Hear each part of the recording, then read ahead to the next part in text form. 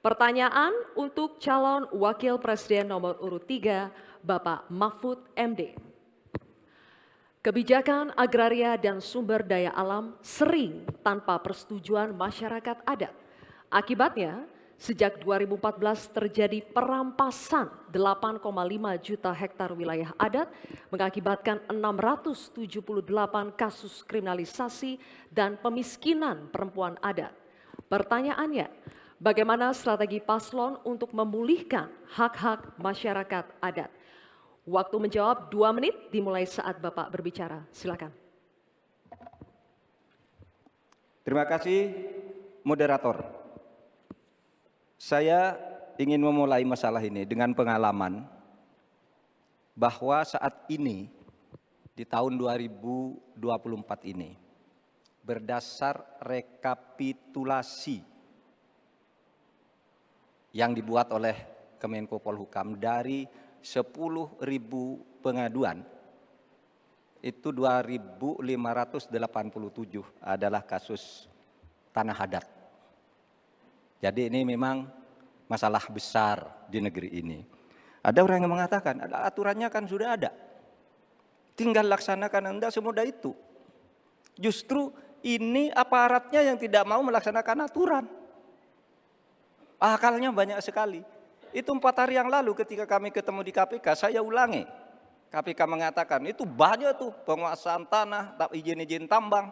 Wah, sudah dicabut nih. Saya nih pengalaman saya juga. Ada sudah dicabut oleh Mahkamah Agung. Tidak dilaksanakan sampai 1,5 tahun. IUP tadi yang dikatakan oleh Mas Gibran. Ada perintah dari Mahkamah Agung tuh IUP yang di sana dicabut, ini vonis sudah inkrah. 1,5 tahun tidak jalan. Ketika kita ngirim orang ke sana, petugasnya tiba-tiba dipindah. Yang baru ditanya, kami tidak tahu. Padahal sudah terjadi eksploitasi terhadap tambang-tambang nikel kita misalnya. Nah, oleh sebab itu, kalau ditanyakan apa yang harus kita lakukan, strateginya adalah penertiban birokrasi pemerintah dan aparat penegak hukum. Karena kalau jawabannya laksanakan aturan itu normatif. Jadi kalau aparat penegak hukum itu hanya orang paling atas yang bisa memerintahkan siapa pimpinan penegak hukum itu. Sekian. Baik, terima kasih Bapak Mahfud MD. Cukup. Dan selanjutnya kami persilakan untuk calon wakil presiden nomor urut 1, Bapak Muhaimin Iskandar untuk menanggapi. Waktunya 1 menit, Pak. Dimulai saat berbicara, silakan. Ya, terima kasih. Saya tambahkan Pak Mahfud, salah satu upaya kita agar tidak terjadi konflik antara proyek pembangunan nasional, terutama PSN, dengan masyarakat adat, kita harus betul-betul punya prinsip tidak ada satupun yang ditinggalkan dalam mengambil keputusan. Libatkan itu masyarakat adat. Menghormati masyarakat adat bukan memakai pakaian adat setahun sekali 17 Agustus, bukan. Menghormati masyarakat adat adalah memberikan ruang hak ulayat mereka, hak budaya mereka, hak spiritual mereka, hak dan kewenangan mereka menentukan cara membangun. Dengan cara penghormatan itu saya kira Pak Mahfud, apa yang saya sampaikan tadi bisa berjalan dengan lancar. Problem-problem bisa diatasi dengan baik. Karena itu dalam catatan saya terpaksa saya catat supaya tidak salah. Karena ini bagian dari agar kita tidak salah jalan di dalam melaksanakan pembangunan kita. Baik, Pak Muhaimin, terima kasih. Dan selanjutnya Tenang ya. kami akan persilakan calon wakil presiden nomor urut 2, Bapak Gibran Rakabuming Raka untuk menanggapi. Waktunya sama 1 menit dimulai saat berbicara. Silakan. Baik, terima kasih Prof. Mahfud. Sebagai seorang ahli hukum, Prof. Mahfud pasti paham bahwa RUU Masyarakat Hukum Adat ini masih kita usahakan untuk didorong. Sekarang juga sudah ada Perpres 28 tahun 2023. Ini sudah ada 1,5 juta hektar hutan adat yang sudah diakui. Memang kuncinya ke depan adalah kita harus perbanyak dialog dengan para tokoh adat, kepala-kepala adat, tokoh masyarakat setempat. Jadi jangan sampai ketika ada pembangunan yang masif ataupun ada PSN, jangan sampai masyarakat adat ini tersingkirkan. justru harus dirangkul dan diberikan manfaat yang sebesar-besarnya, terutama untuk masyarakat lokal, pengusaha lokal, UMKM lokal, dan termasuk masyarakat adat setempat. Terima kasih. Baik, masih ada waktunya Pak Gibran? Cukup? Oke, baik, terima kasih. Nanti ada waktunya Bapak Ibu. Kita lanjut dulu ya. Kita lanjut dulu, Bisa kita Bapak-Bapak. lanjutkan? Cukup Oke, ya. terima kasih ya. Kita lanjut Terima dulu. kasih. Kita akan kembali dulu ke Pak Mahfud MD, calon wakil presiden nomor urut 3 untuk merespon tanggapan dari calon wakil presiden nomor urut 1 dan 2 yang telah dikemukakan. Waktunya 1 menit Pak Mahfud, Ya, silakan. Pak Mohaimin, di meja saya itu ada tumbler. Tulisannya no one left behind. Jangan ada satu pun yang tertinggal. Dan itu yang saya lakukan. Kalau Bapak tadi katakan jangan ada yang tertinggal dong. Semua dilipat. Itu yang tadi saya putuskan ketika saya membatalkan 14 pasal Undang-Undang Wilayah Pesisir, justru karena di situ masyarakat adat tidak pernah dilibatkan. Sehingga mereka coba. Sekarang ini masyarakat adat yang ada di hutan-hutan di Kalimantan Timur itu 20.000 orang tidak bisa memilih karena tidak punya KTP. Kenapa tidak punya KTP? Karena katanya dia menghuni hutan negara. Kalau hutan negara tidak boleh ada penduduk di situ, padahal dia sudah puluhan tahun di situ. Nah, tentang RUU Hukum Masyarakat Hukum Adat, sudah masuk di dalam program kami, divisi kami. Memang itu sesudah sejak 2014 tidak jalan, akan kita jalankan. Terima kasih. Baik, Pak Mahfud, terima kasih. Oke, cukup? Cukup. Selanjutnya kita beralih ke pertanyaan untuk calon wakil presiden nomor urut 1, Bapak Mohaimin Iskandar. Untuk itu kami persilakan kepada panelis Bapak Profesor Sudarto PhD, PhD untuk mengambil undian subtema pertanyaan dari dalam wadah.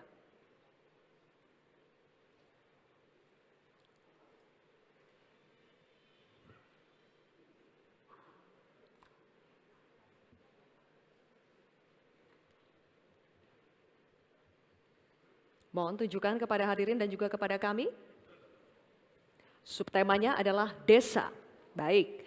Selanjutnya kami persilakan panelis Ibu Profesor Dr. Sulistiowati Irianto untuk mengambil undian daftar pertanyaan dari dalam wadah. Silakan.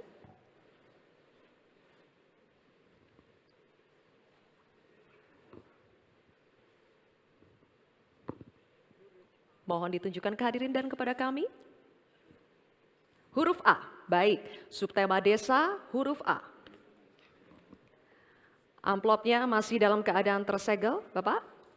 Saya akan buka amplopnya dan kami ingatkan kembali kepada calon wakil presiden untuk mendengarkan pertanyaan dengan seksama karena pertanyaan hanya akan kami bacakan 1 kali.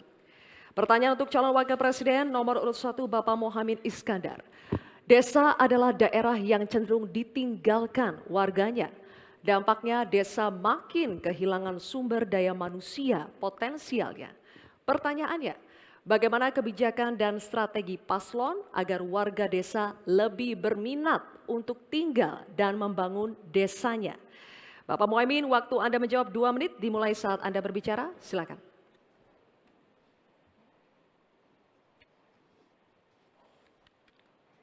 Terima kasih. Saya catat sedikit. Yang penting ini bukan catatan Mahkamah Konstitusi. Hadirin sekalian yang saya muliakan, sebetulnya diawali dari paradigma. Paradigma pembangunan kita itu apa? Dulu kita gagal zaman Orde Baru karena kita membangun dari atas. Dengan pembangunan desa, kita membangun dari bawah. Dengan pembangunan dari bawah, kita yakin akan tumbuh kehidupan kemasyarakatan, ekonomi, sosial, budaya yang akan terus terjaga dan lestari.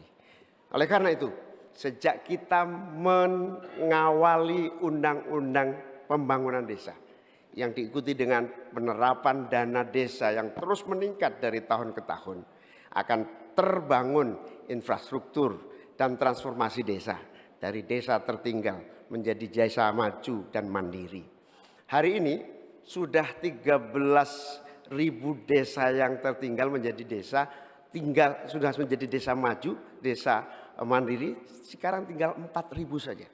Ini bukti bahwa infrastruktur kita berjalan baik, dana desa terlaksana dengan baik sehingga masyarakat desa semakin kerasan. Nanti ke depan kita akan siapkan lagi, naikkan lagi anggaran 5 miliar per desa. Agar apa? Tidak hanya infrastrukturnya yang baik, tetapi juga ada kehidupan ekonomi yang tumbuh melalui BUMDes, melalui berbagai kegiatan wirausaha yang tumbuh, pertanian, peternakan, ekonomi kreatif tumbuh di desa. Sehingga orang tertarik di desa. Jadi infrastruktur beres, pembangunan sarana prasarana tumbuh, kegiatan ekonomi memadai, dan desa terjaga menjadi komunitas yang membanggakan. Sehingga masyarakat tidak lagi tertarik menjadi urbanisasi, tapi cukup kembali ke desa, membangun desa untuk pembangunan bangsa. Baik, waktunya masih. Waktu habis. Terima kasih. Nanti ada waktunya. Bapak Ibu, Kita bisa lanjutkan tenang? Bapak Ibu. Tenang ya. Kini kami akan persilakan calon wakil presiden nomor urut 2 Bapak Gibran Rakabuming Raka untuk menanggapi. 1 menit Bapak dimulai saat berbicara. Silakan. Nah gitu dong Gus, jangan terlalu tegang kayak waktu debat cawapres pertama kemarin.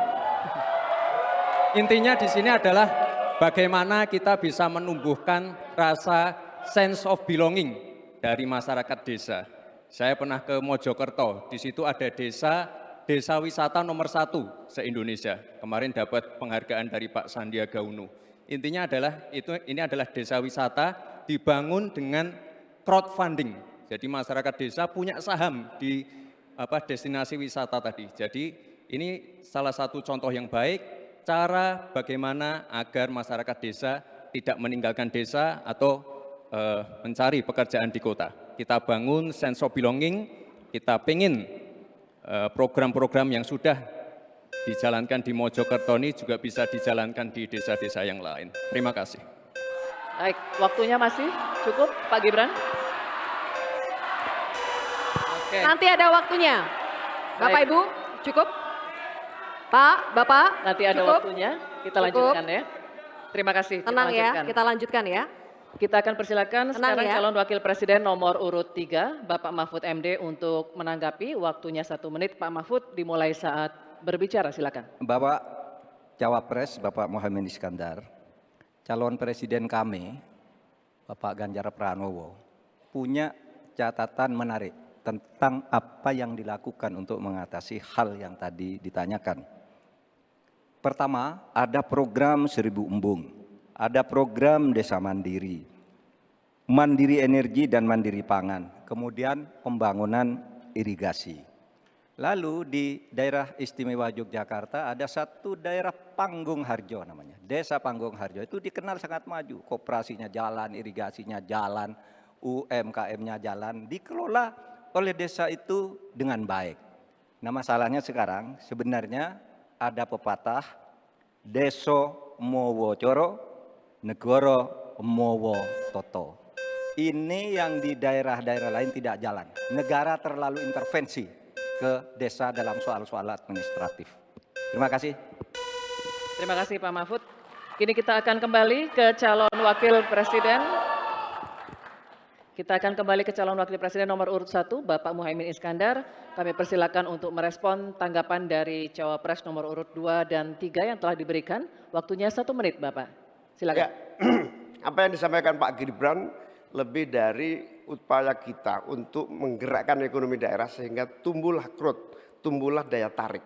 Yang lebih penting dari itu adalah desa ini harus terus diberi fasilitas insentif untuk lebih maju. Oleh karena itu, keinginan saya menambah anggaran desa minimal 5 miliar buat desa lebih maju lagi itu betul-betul keinginan untuk mempercepat pertumbuhan ekonomi dan SDM di tingkat desa. Begitu juga yang disampaikan Pak Mahfud tadi, bahwa kearifan masyarakat desa ini harus terus dijaga. Seluruh tata kelola yang tumbuh dari kultur yang kuat ini harus dijaga betul. Bahkan menjadi kekuatan daya tarik wisata, bisa menjadi juga ekonomi kreatif yang kita pasarkan ke berbagai daerah di tiap-tiap desa. Makanya sekarang tumbuh desa wisata di mana-mana. Tumbuh ekonomi kreatif yang muncul dari desa.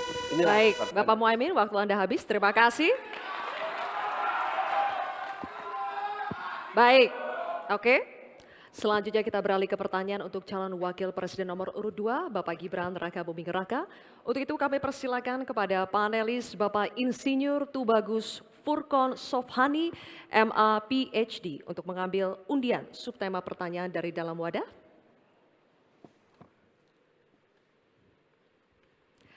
Mohon diperlihatkan kepada hadirin dan juga kepada kami.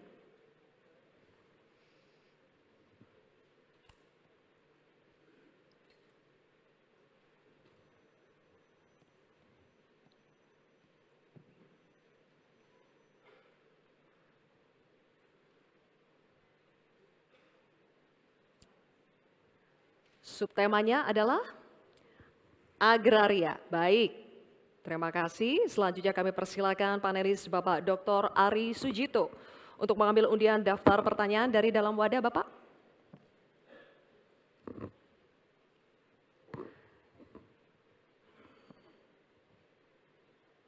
Mohon diperlihatkan kepada hadirin dan juga kepada kami. Huruf A. Oke. Subtema agraria, undian daftar pertanyaan huruf A. Masih tersegel amplop pertanyaannya. Kami ingatkan kembali bahwa pertanyaan hanya akan kami bacakan sekali, oleh karena itu mohon disimak dengan seksama. Pertanyaan untuk calon wakil presiden nomor urut 2, Bapak Gibran Rakabuming Raka. Undang-Undang Pokok Agraria mengamanatkan reforma agraria bertujuan merombak ketimpangan penguasaan tanah, menyelesaikan konflik agraria, dan mengatasi kemiskinan. Namun, hingga saat ini reforma agraria belum berhasil diwujudkan. Pertanyaannya, bagaimana strategi paslon untuk mengembalikan tujuan reforma agraria sesuai amanat konstitusi? Waktu Bapak 2 menit dimulai ketika Anda berbicara. Silakan. Baik, terima kasih. Untuk program reforma agraria, ini akan kami kuatkan dan kami sempurnakan. Sekarang sudah ada program PTSL, sudah berhasil membagikan sekitar 110 juta sertifikat. Dulu sebelum ada program ini hanya bisa menghasilkan dan membagikan 500.000 sertifikat. Bayangkan itu butuh berapa tahun untuk menyelesaikan masalah. Lalu sekarang juga sudah ada program redistribusi tanah. Tanah-tanah ex-HGU dan lain-lain disimpan di bank tanah untuk nanti diredistribusi ulang kepada para misalnya pengusaha lokal, petani lokal, dan lain-lain. Sekarang juga ada program One Map Policy. Ini sangat-sangat berguna sekali untuk mengurangi ya adanya konflik-konflik sengketa tanah, mafia tanah, dan lain-lain. Karena database-nya sudah digital, batas-batas tanahnya sudah tercapture semua di database, ini akan sangat-sangat mengurangi yang namanya mafia tanah. Sekali lagi, reforma agraria akan kita lanjutkan dan kita kuatkan, dan kemarin saya dan Pak Ganjar juga sempat mendapatkan predikat kota lengkap di kota Solo. Jadi Solo ini dari BPN sudah mendapatkan predikat kota lengkap, garis-garis batas tanah-tanah wilayahnya sudah tercapture semua, sehingga nanti akan mengurangi, sekali lagi, konflik-konflik tanah, mafia tanah, karena semuanya sudah tercapture secara digital di database-nya BPN. Kuncinya di sini adalah digitalisasi. Dan tadi kota lengkap, One Map Policy ini sangat penting sekali untuk kita bagaimana nanti menyelesaikan konflik-konflik agraria ke depan. Terima kasih. Baik. Terima kasih Pak Gibran. Oke. Ditahan dulu, nanti akan ada waktu. Nanti ada waktunya. Bapak Boleh, Ibu, kita ada lanjut waktunya. dulu? Cukup ya? Bisa tenang? Kita lanjut dulu ya. Baik, kini kami persilakan calon wakil presiden nomor urut 3, Bapak Mahfud MD, untuk menanggapi Bapak. Waktunya 1 menit dimulai dari saat berbicara. Terima kasih moderator. Jadi kalau melihat ketimpangan penguasaan tanah itu memang coba lihat bisnis sawit itu 39 hektar. Sementara hanya segelintir orang di bisnis sawit. Sementara para petani kita sebanyak 17 juta orang itu kalau dirata-ratakan itu hanya menguasai setengah hektar. Itulah sebabnya dulu ada reforma agraria yang ditugaskan kepada Presiden untuk segera dilakukan reforma. Reforma agraria itu ada 2. Ada 3. 1 legalisasi, yang kedua redistribusi, lalu yang ketiga pengembalian klaim-klaim hak atas tanah. Nah ini yang sekarang belum satu pun ada sertifikat untuk redistribusi. Yang ada itu bagus legalisasi, yaitu orang sudah punya lalu diberi sertifikatnya di situ. Yang lain belum dapat nih redistribusinya nih. Terima kasih. Baik, waktunya habis Pak Mahfud. Kini kami akan lanjutkan untuk calon wakil presiden nomor urut 1, Bapak Muhaimin Iskandar memberikan tanggapan, waktunya 1 menit, dimulai saat berbicara, silakan. Pak Gibran harus tahu persis ya bahwa redistribusi lahan ini bukan tidak sama dengan sertifikasi. Pemerintah sebetulnya sudah memiliki Perpres 86 tahun 2018 yang menentukan lokasi prioritas reformasi agraria. Sehingga sebetulnya sederhana, laksanakan itu dengan sungguh-sungguh, maka akan terdistribusi hak-hak tanah. Kalau tadi ada pernyataan soal konstitusi, prinsip dasar distribusi tanah itu memang melekat dalam konstitusi kita. Bahwa seluruh kekayaan negara ini punya negara. Dan tugas adanya pemerintah itu adalah membagi aset tanah ini dalam reforma agraria. Sehingga sertifikat yang menjadi agenda itu sama sekali tidak masuk dalam redistribusi aset, distribusi lahan. Sehingga kita harus robah dan kita tunjukkan bahwa terjadi distribusi lahan untuk petani semakin sejahtera. Baik, waktunya habis.